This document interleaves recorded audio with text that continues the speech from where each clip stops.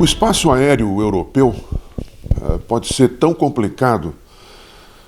quanto o território abaixo dele. Para dar um exemplo, cito, por exemplo, que se você voar de Berlim, aqui da Alemanha, até Lisboa, em Portugal, num voo que dura 3 horas e meia, 4 horas, que é o tempo de um voo direto de São Paulo a Fortaleza, por exemplo, ou Belém, no norte do Brasil, você estará cruzando 8 países, incluindo os pequenos Luxemburgo e Andorra, 10 línguas diferentes e todos os seus dialetos que muitas vezes não se compreendem entre si. Essa complexidade revelou todo o seu potencial nesse último episódio, há 2 fins de semana, quando um avião da Ryanair foi literalmente sequestrado no seu caminho da Grécia para a Lituânia, quando sobrevoava o céu da Bielorrússia, também conhecido como Belarus ou Rússia Branca, e forçado a pousar em Minsk, a sua capital. Houve uma denúncia que se provou falsa de uma bomba a bordo e o avião da Ryanair foi escoltado até Minsk, forçado ali a pousar, né? Na sequência, as autoridades bielorrussas, a liderança do seu presidente Alexander Lukashenko, literalmente tiraram do avião 2 passageiros, Roman Pratasevich e sua companheira Sofia Sapega, e os detiveram sob acusação de promover manifestações ilegais contra o regime de Lukashenko. O governo bielorrusso foi acusado por vários países da União Europeia de sequestrar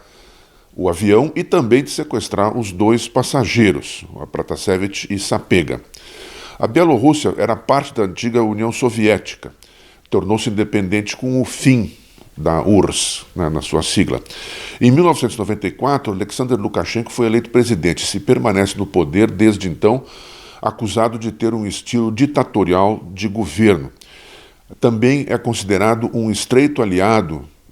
da Rússia de Vladimir Putin, embora nos últimos tempos Lukashenko tenha promovido um certo nacionalismo bielorrusso. O avião da Ryanair, depois de pousar, seguiu viagem. E tudo isso abriu assim, uma série de retaliações e especulações. A União Europeia fechou o espaço aéreo a aviões da companhia aérea da Bielorrússia e também desaconselha vivamente aviões dos seus países a sobrevoarem o espaço aéreo bielorrusso. E surgiram especulações variadas sobre a possibilidade da participação da Rússia de Vladimir Putin no evento.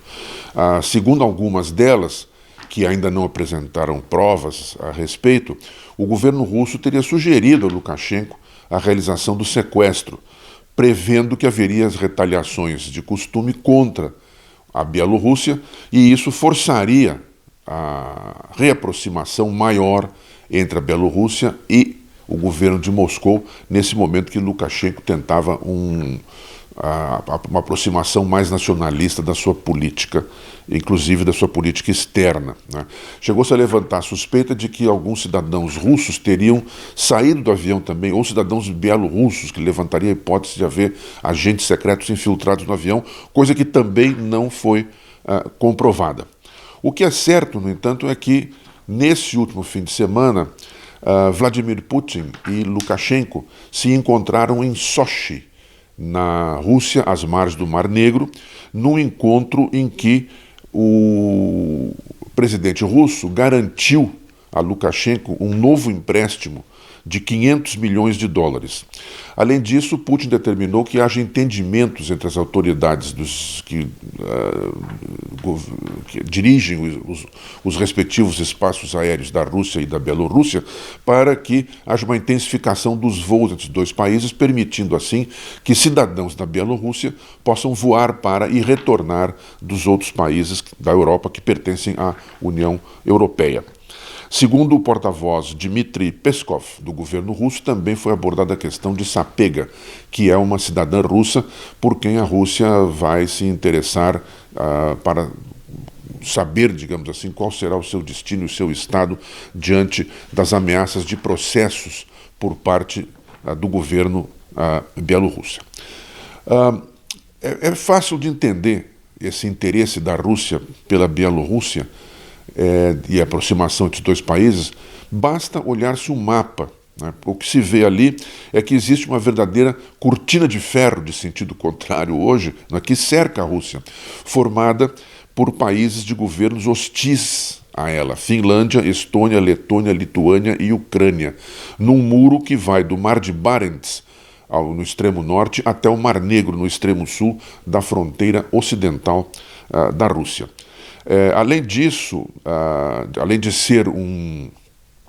enclave pró-Rússia nesse muro que cerca a Rússia com os governos hostis, a Bielorrússia está a cerca de 400 quilômetros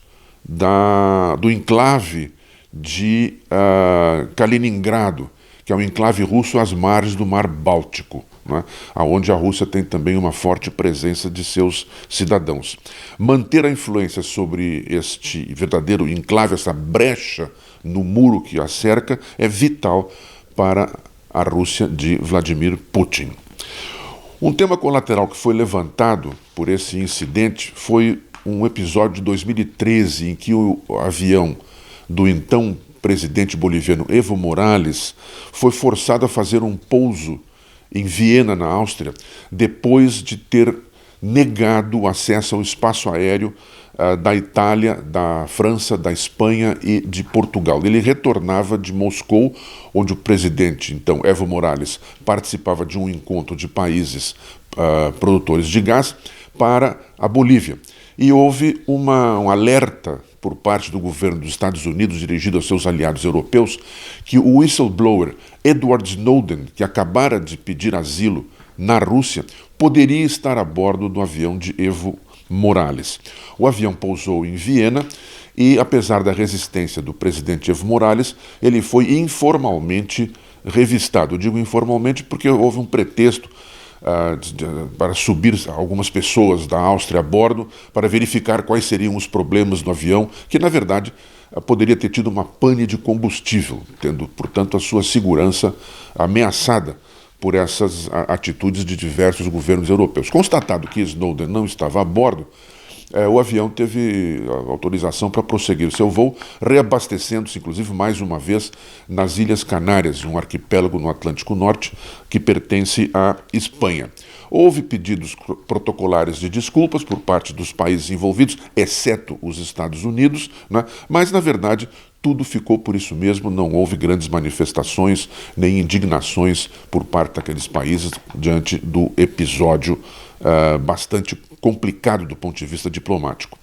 A comparação entre os dois episódios mostra que mesmo o cidadão comum, ao sobrevoar a Europa, deve prestar atenção não só de onde parte para onde vai, mas também por onde passa no espaço aéreo. Caso contrário, poderá ter, se tiver algum azar nessa direção,